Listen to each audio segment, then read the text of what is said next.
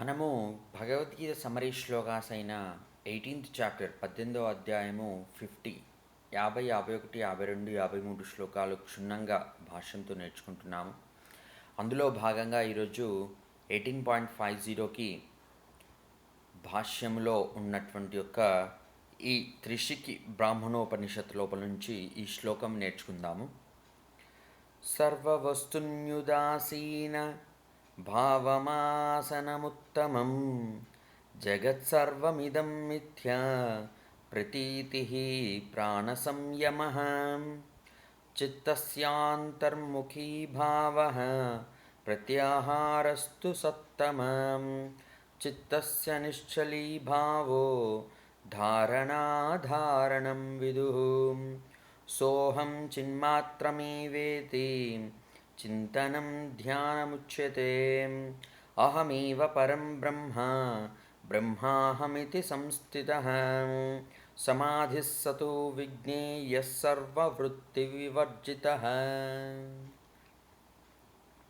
దీని అర్థము, ఓ శ్రేష్ఠుడా, సకల వస్తువులలోనూ ఉదాసీన భావము, ఆసక్తి లేకుండుట లేక అలక్ష్యముగా నుండుట ఉత్తమమైన ఆసనము. ఈ జగత్తంతయు మిథ్యను స్పష్ట జ్ఞానము ప్రాణాయామము.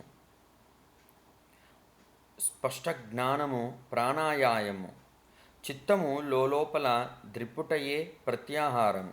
చిత్తం యొక్క చలనము లేని భావము ధారణమనియు అధారణమనియు నిరంగుచున్నాను. అధారణమనియు నిరంగుచున్నాను. చిన్మాత్రమగు నాతడే బ్రహ్మము నేనేనని చింతించుటయే ధ్యానమని చెప్పబడుచున్నది. నేను శ్రేష్టమగు బ్రహ్మమనియు బ్రహ్మము నేనేననియు ఉన్నట్టి స్థితి ఏద్దానిదో అది సకల వృత్తులు లేనిదగు సమాధి అని ఎరుంగుము. త్రిశికి బ్రాహ్మణోపనిషత్తు. ఇక్కడ బ్రహ్మమే తానని ఎరుగుట,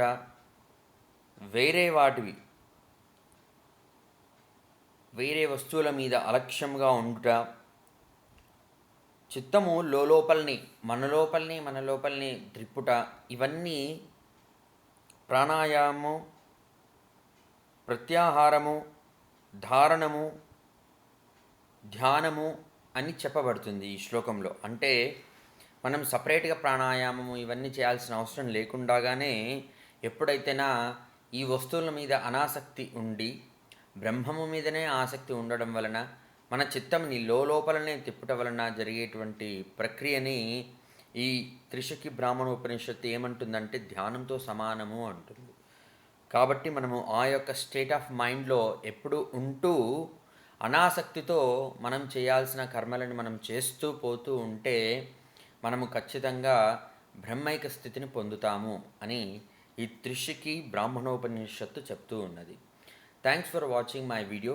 Please subscribe to YouTube channel and also share with the friends who are inclined spiritually so that they benefit and from which you benefit, from which I also benefit. Thank you so much and happy day to you all.